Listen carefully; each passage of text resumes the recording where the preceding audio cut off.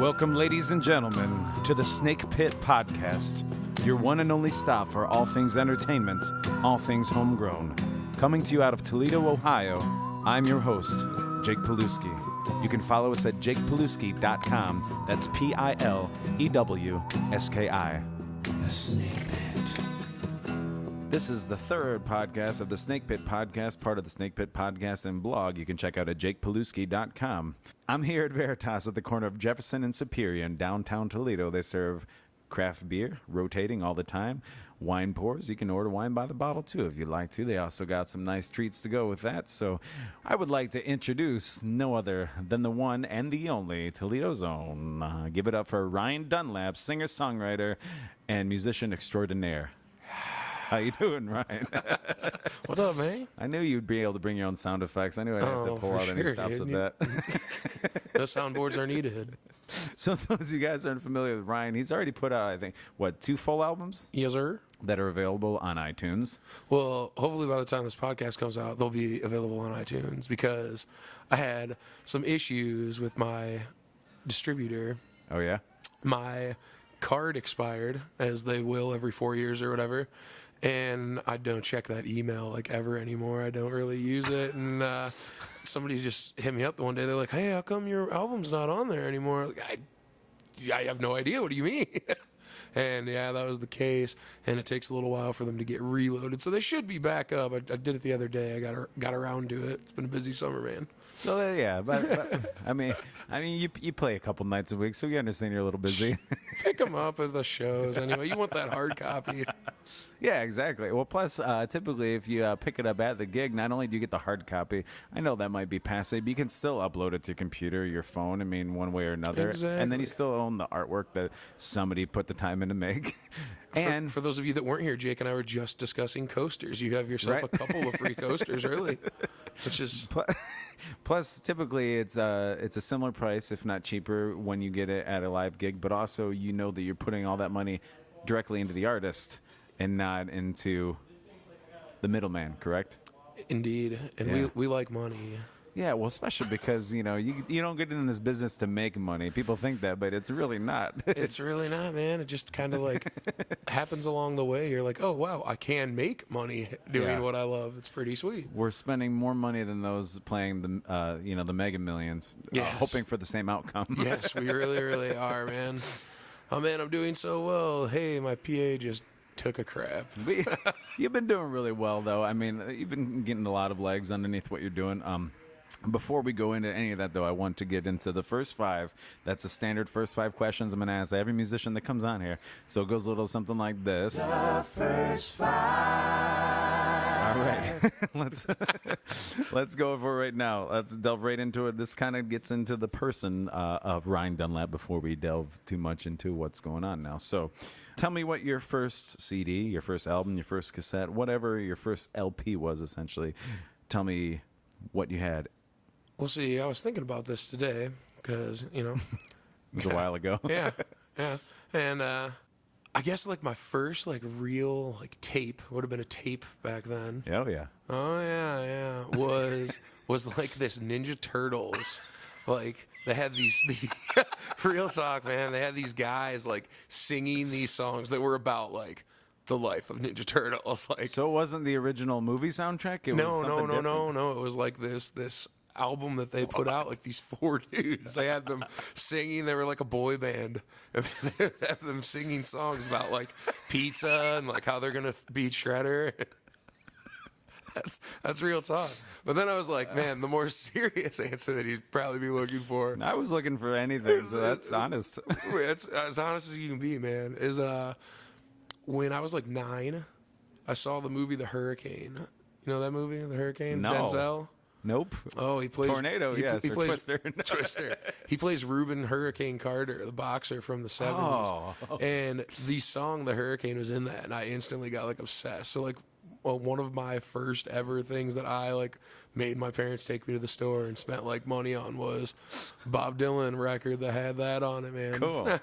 Hey, sometimes that's where we hear the some of those like really old good tunes that, I mean, I was having a conversation with my lady earlier about it's crazy. Like early '90s, you had Bohemian Rhapsody, which was from I think the late '70s, charted in the early '90s because of Wayne's World. And then you had the Knack, My Sharona, also charted in the '90s because of Reality Bites. Yeah, so that's dig it. And I mean, can you imagine anything like that happening nowadays? Like we play a tune from You know, I the was '70s, and it's like, boom. I was thinking about that yesterday because I was listening to the Timberlake version, the live version of Tennessee Whiskey, and Him with Chris Stapleton. Yeah. Dude, 15 years ago, that version is on the radio because it's two major dudes. They took that. I remember them doing that as a kid. You'd turn on like K100 or something in a song, and you don't get that anymore. I think YouTube kind of killed that because everyone's like, well, if you want to hear it, go hear it. right. Yeah. The charts don't necessarily equate to what the people are longing for nowadays. Yeah, it's interesting stuff. I kind of liked your Ninja Turtles answer, though. Yeah, I mean, hey, man, I thought about it. I was like, I'm going to be honest with this man. Well, that's what we want. So going along with that, and you can be honest with this, too. If it was Ninja Turtles live, that's cool. What was your first concert you ever went to? Oh, yeah, I was thinking about that. And I think my first concert at, like, a smaller venue, Headliners, was Lollipop, Lustkill, and Coal Chamber. Oh, my gosh. Yeah, with a buddy's older brothers, his friends, and then my friend, and that was like my first show. So like I'm experiencing a mosh pit and stuff for the first time, just getting my ass kicked. And then like my first like big like in an arena was actually Blink-182 and Green Day, and Blink-182 was god awful. And I'm not going to tell you that I'm the most diehard Green Day fan, but anybody listening to this podcast, do yourself a favor and go see Green Day live. They put on a show. They put on a show, man. Like for that 45 minutes to an hour, it was like walked out on stage. We are in the palm of your hand right now. It was pretty incredible. I'll give them that credit because I've never been a big fan. I mean, I like Dookie. I like Dookie when it came out. Some moments. I've been impressed to like their growth over the years. But yeah, like I saw them live. I think it was in Cleveland, maybe in 2006, maybe. And I think My Chemical Romance was big at the time, so they were with them. And yeah, you're right though. Billy Joe walked out on the stage and just like immediately, like crowd psychology 101. Like, it was incredible. They were good. Let's go in because I know you have a lot of different influences. Clearly, from Ninja Turtles to Green Day, and what would be your dream duet or your dream collaboration? Oh man, like, that's a toughie, but alive or dead. You can alive do that. or dead. Yeah. Oh, I mean, I would definitely go alive so that it could potentially happen sometime. I'd love to just get up to be able to play, even if they were just like my backing band for a song, Dave Matthews Band. Oh yeah, they kill it, dude. That's like part of the reason I got into this thing. And I mean, they're not necessarily number one for me anymore as far as like most influential to me and what I'm doing as a writer, whatnot. But just they're so tight, and I think that would be a blast to play with them. What would be your most embarrassing or maybe your most humbling moments on stage, or moments in general? Embarrassing or humbling? I mean, you can do either or. I'm gonna give both. you two because the first one's pretty short. Okay. But I was right across the street at the Huntington Center doing the national anthem for a playoff game for the Walleye, and I got to land to the free. And they did that hit somebody thing right before, and like I wasn't feeling that well that day, so I knew my limitations and where I could go with certain things. And they did that hit somebody thing, and I just got like jacked up. I was like, yeah, and I like really went for free, and we got free. Oh man, that was brutal. I was that dude on ESPN like that they're ripping on for screwing up the national anthem. Maybe they thought you were just being soulful because I mean a lot of times you hear these people go all over the place with the notes of that song. No man, it was Taylor Swift live. It was not good. Not good at all. Why you got to be so mean? Well played. It was perfectly set up. It's Abbott and Costello, ladies and gentlemen. Here. Well, I suppose. So what was the other one? Because you said you had number two was a huge lesson for all you kids out there. You start playing some gigs and drinking some beers. I came downtown, and I was playing at the Easy Street Cafe, and they asked me if I could play a quick like hour afternoon set before the game, and then just kind of leave everything up and come back and play the nightcap when the fireworks and stuff are over. So I came downtown and I drank a couple beers during my set, and I was like, I'm not going to leave because I want to see the fireworks. so I'm gonna go to the baseball game. Oh, And what do you do at a baseball game? But you keep drinking. big, tall ones. Big, tall ones. And I just gotten paid for my hour gig before, because I was like, hey, I'll go to the ball game. You guys can pay me now. Put it back into the city. Put it right back into the city. So I get back from the fireworks, where I also had a couple beers down at the park, and I was playing like 30 seconds of songs. Just like, I don't want to do that anymore. Yeah, so that was pretty embarrassing. I got a call the next day pretty early from the manager, and I thought I got fired. Like, I was expecting to have been fired. And he's like, what's that last song you played? It he's was like, really good. he's like, hey, I heard you had a couple drinks last night. I was like, yeah, a couple. Couple And he's here, like, couple well, there. I guess everybody had like a really good time, but don't ever do it again. Which part?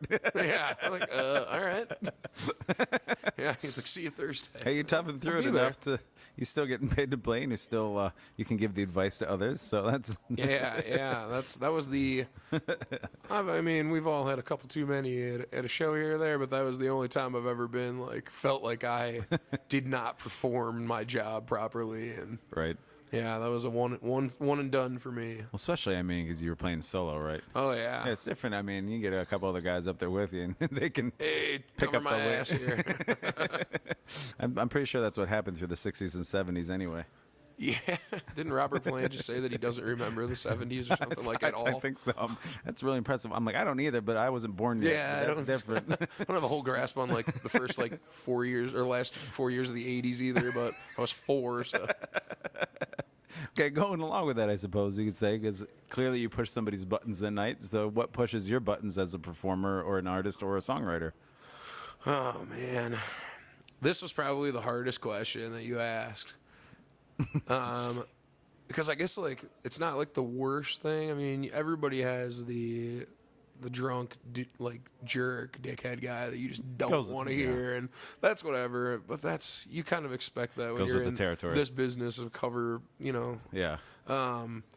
People not clapping Yeah. is huge for me. Not when they don't clap in general, because that's like, okay, my ego just got smacked in the face. People hate me, whatever. I can deal with that. I'm an artist. We're self-loathing is by nature.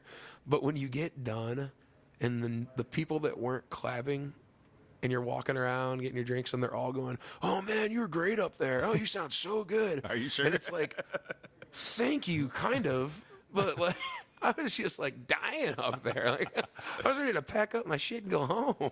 It's like when a server gets overworked and somebody says what a great job you did, but then they leave them like a nickel. Nickel, yeah. You killed it tonight. And their $30 bill, they leave like $1.50. Like, sweet, I got to tip this out 3 ways. Yeah, exactly. It's like the reverse feeling of that. It Yeah. really, really is. Well, a lot of times it depends on the venue too, because I've noticed, different venues, and even different nights with different venues. You might have a venue that the game just got let out. Everybody's looking for some. They've got the TVs are on, so they're watching that. And sometimes I consider when I hear claps, I'm like, ooh, what did I just do? Right. I think I found. How do I follow that up? I think lightning just struck in a bottle. I needed to go to the casino now. Right. And then other places, though, you can tell that like they go there just for the To hear music, some tunes. and so then they clap between every song, and then you're like, man, I'm gonna book this.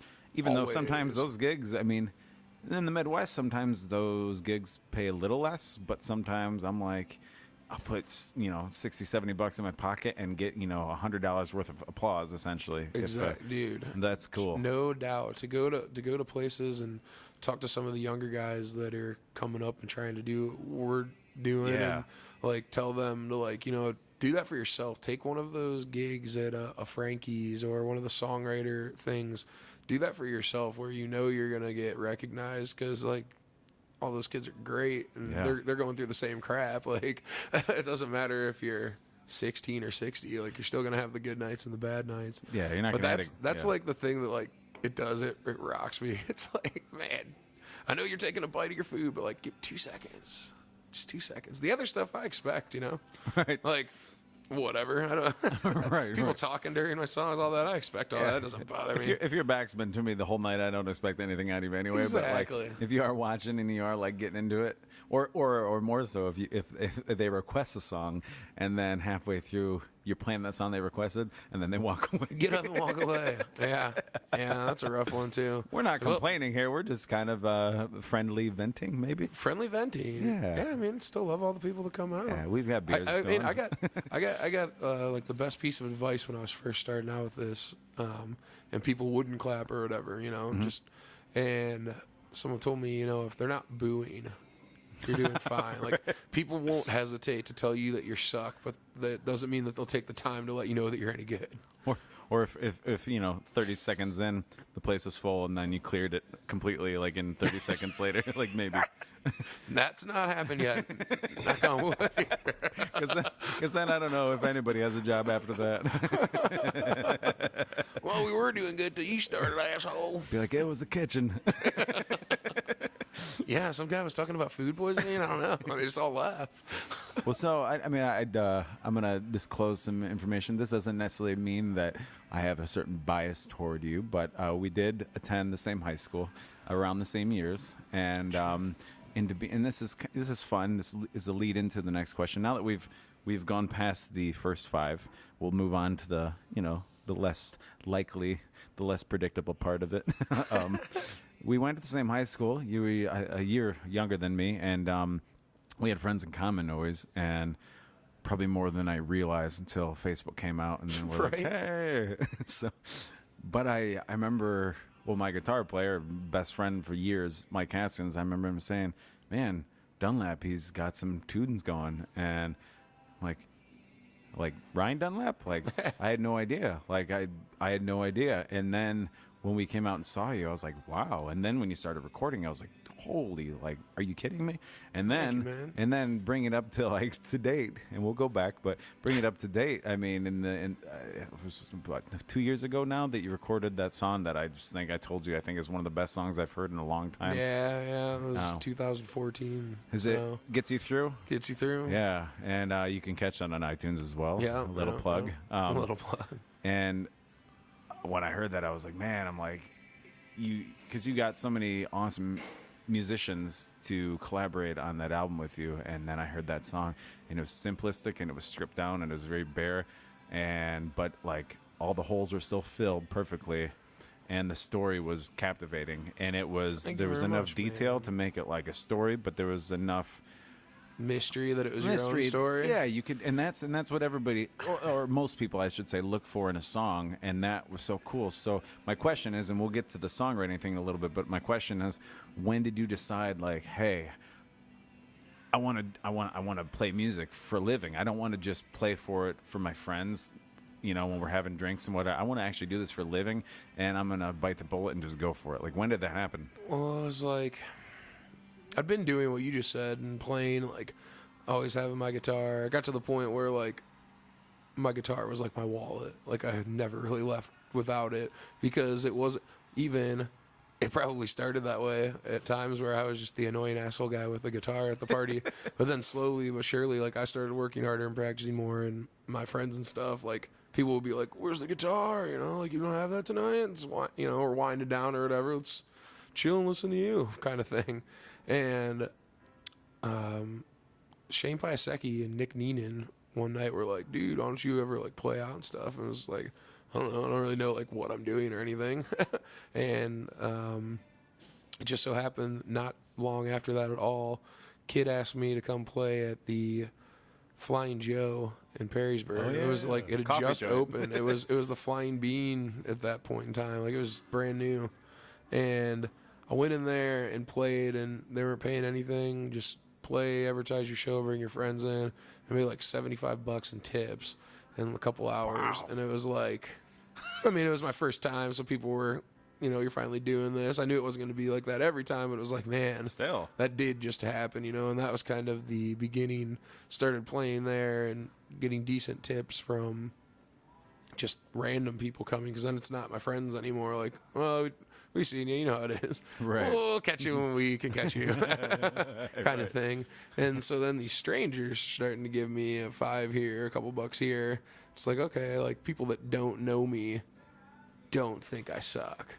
So It's not a bias anymore. It's not just because they know me, just because they're afraid if they say something, they're going to have to see me again. Yeah. You know what I'm saying? So that was like a pretty big, like, okay, let's go. And then I started calling around a little bit, and as many local musicians, people that you'll probably have on here in the future. Likely. Maxwell's Brew in Toledo, the hookah bar. Hookah bar. Yep. That was like one of the best learning experiences of all time in music. And I think a lot of these guys would agree. Somebody I just mentioned, Shane Bisecki, Ben Barefoot used to play there all the time. I think Knott played there a lot back in the day. So is this, because you mentioned Shane Pisecki and you mentioned Nick Neenan, is that where you guys initially, met them? Well, I actually saw Shane open for a dude who, if you've never heard him before, he's a Toledo native. Check out Nick Motil. Okay, yeah. He's a cool cat, man. He's got some really good tunes. And they were doing a showcase together at Headliners, actually, and went out with a couple of friends to catch that because a girl knew him, and then like met all of them and went to Maxwell's, and that's where I did meet Nick and stuff. And now you got me all twisted around with what my point was. No, you're just going back. Maxwell's in general. Yeah. Maxwell's in general. That's what I'm here for. Not only did it give you a place to play some tunes, usually 4 people, like that was usually a pretty hopping spot because it wasn't overly gigantic, but it was 50, 60 people, and it was young college kids, and at that age, it was young college age kids, so it was just a really good spot to go and be and play. But they also are notorious for screwing you over, so it was like a great learning experience as well. Hey man, we can't give you your pay tonight. It wasn't busy enough. Like, bro, I watched you have a line out the door waiting to get out onto this patio for 2 hours. Like, I know you had enough business for me tonight. You had too much business, and you want to keep all of it. I know a thing or two about that. I think all of us do. It's kind of part of the game. That's why I think we got a really cool thing going here in Toledo where, all these local businesses are actually like, hey, come play music. Like, people want it, and we're going to pay you. And it's just like, what's cool is, and I'm sure it's still around somewhere and in some nights at certain place or whatever.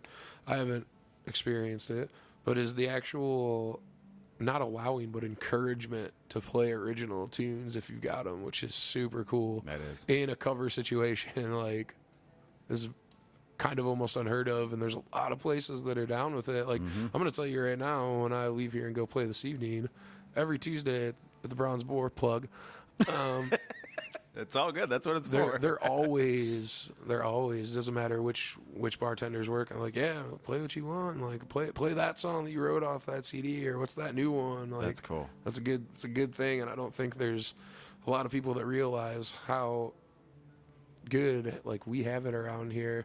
When they'll say, hey, why don't you move to Nashville? Why don't you move to Austin? And it's just it's like, because you can't do that there. The opportunity for the big prize is definitely more realistic there, but Perhaps. The opportunity to just live off of music is much harder, much more grind down there. Well, and I know you can attest to this. We both have had friends that have moved to those cities, and I think a lot of them have learned that you can go to those big cities and you can get a lot of gigs. You can perhaps get a lot of exposure, but there's also so many amazing musicians moving to those same cities, and you can get lost in the sea. And that's nothing wrong with that, because competition makes everybody better. But at the same time, wouldn't you also benefit from going down there and maybe getting that influence, coming back here, making the money? And because of the internet, that good old internet that's been around forever, supposedly Al Gore invented it, is what I heard. And and thanks to that, I mean, you can, as you know, we'll get into that, things like Reverb Nation, things like was it Sonic Bids is another one. Like, you can get your stuff out there. There's ways to do it. Well, and I have fans from literally all over the world. Like, I've sold stuff to people in Germany, people in the UK, like people that still like follow pretty closely to see what's up and want to know when there's more, and it's pretty amazing. So that's one thing that the internet has done well for the music business. Correct. It's a seesaw. It's a teeter-totter. It really is. Clearly, you have a widespread of a fan base who have appreciated your original music, which is awesome, because I feel like sometimes a lot more people would appreciate original music that's independent. versus the stuff that they might hear on Top 40 radio, if they knew what went into it, or if they at least understood the industry more. If you could educate more people, do you think that would help sales a bit, or do you think there's more to it? I think the biggest problem, I guess you could say, or best solution, even if you word it right. Optimistic, pessimistic. Yeah. It's nothing so much like that as it's people just don't listen. We live in a time, and I'm not talking about me. If you don't like my crap, you don't like my crap, and it's a mathematics game. There's more people that are going to hate your stuff than they're going to like it. The people that have sold the most records in the world, there's still probably more people that hated it than they liked it. There's a lot of people. but you don't know if you hate it if you don't listen. I think country music's the biggest, and maybe we've gotten to that point where it's two classifications, country, pop country, or whatever. And if that's cool, if that's how you want to look at it. But I'll always hear people or see on the internet, and someone will say, there's no good country music, or this person's the only good country artist around now. And it's no, there's a lot of them. You're just not taking the 2 seconds to go digging. Pretty much anything that you listen to, if you like this guy, there's going to be a recommend to listen to this. There's probably 10 of those 30, 40 people that they tell you, if you like this person, that you're going to dig it. You're just not giving it a chance, and you're only hearing what people are force feeding you. So I guess just in general, I find myself doing it all the time, and it's partially because I'm a musician. When you see those ads on Facebook, Tom Johnson is the best acoustic guy ever, or whatever, click on it. If you think it's crap, then it's crap. I think people aren't doing that enough. At a time where we have the most access to anything, people are choosing to do less. And typically, it's music is always therapeutic anyway. And we're always gonna love what we love. Right. But we also might be missing out on something we might love more, or just love differently. I feel like a lot of my songs, and that's another amazing local artist, Ashley Kelly. We're trying to get together and do some writing. We've been trying for a while, and I think we're finally both fed up with not doing it, so we're going to do it. Got to do it. We're going to do it. Even if it happens on this podcast, I'll make sure you guys do it. She said something to me a while back, and she's basically said that your writing style is so simple, but so covered up still. I know what you're saying, but at the same time, I'm but what else is he saying? It's that anybody can relate to it. But there's some songs I just don't even really like to talk about what they're about, because what it's about to me might totally ruin it if you know, because what it meant to you might be totally different. And knowing the truth might be I can't even think about this like that anymore. What do you got coming out? What are you working on? I know you said you're probably going to have something coming out maybe by the time this thing airs, or if not, then probably soon thereafter. Let us know about that. Well, the albums that I do have out should all be back live by the time this airs again. Cool, so hopefully, if you're listening to this and you want to go to iTunes, you can check out my records.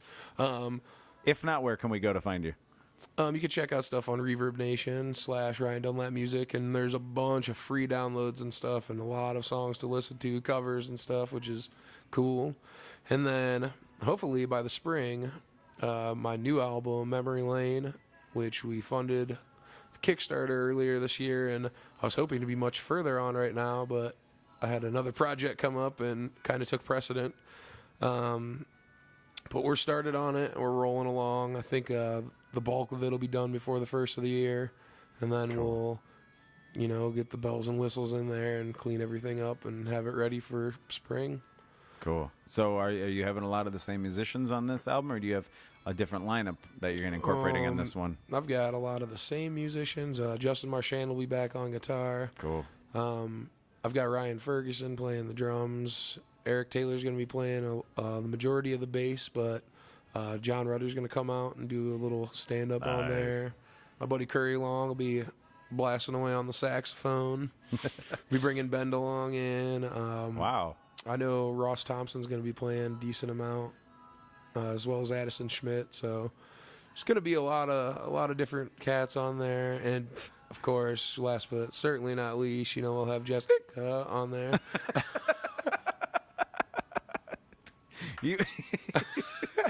How was that? Jessica. Is that how you pronounce it? I was always wondering. Oh my goodness, man! When I first met Jess, she loves to tell this story. So I'll beat her to the punch if she's ever on here. You'll be like, yeah. "Nope, we've already heard it." When I first met her, she had her Facebook name Jess space Ika, because she is a teacher. Yes. She didn't want all these kids searching for her Facebook and looking everything up and blah blah blah.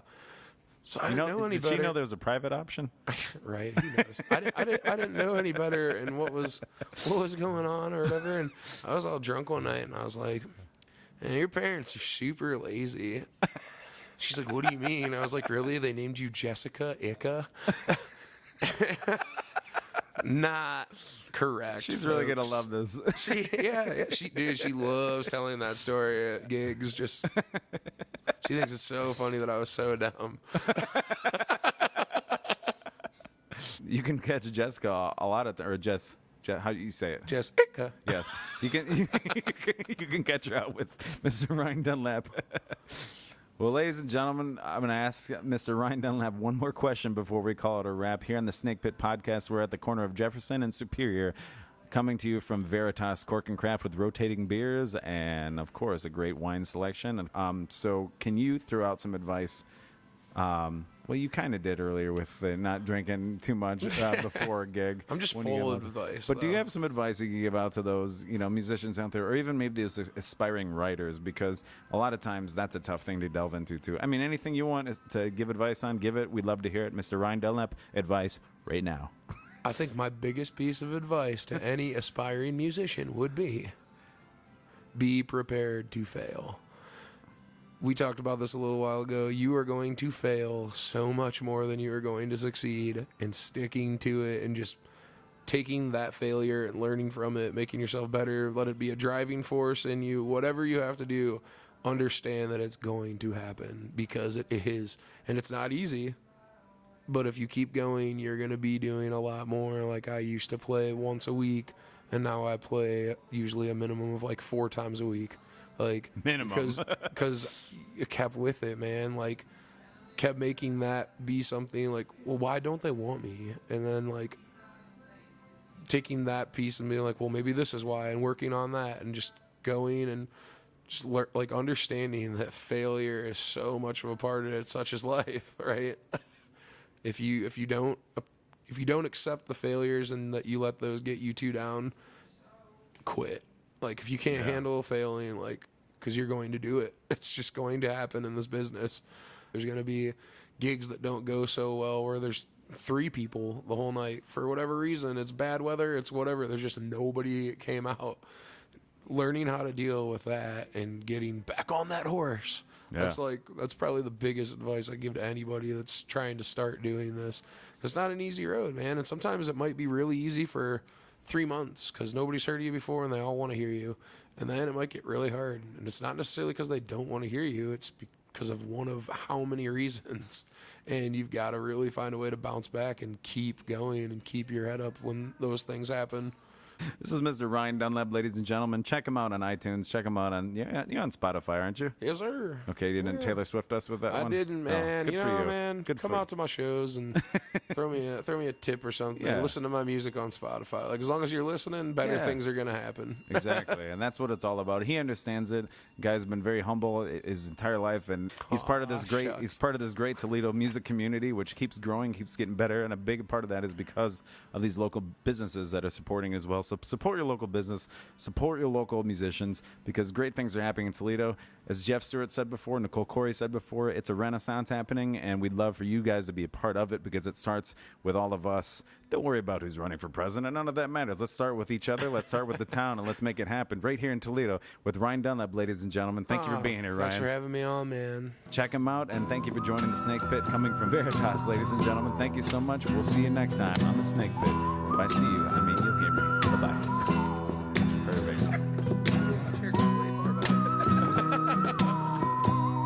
Follow us at jakepilewski.com. That's Pilewski. The Snake Pit.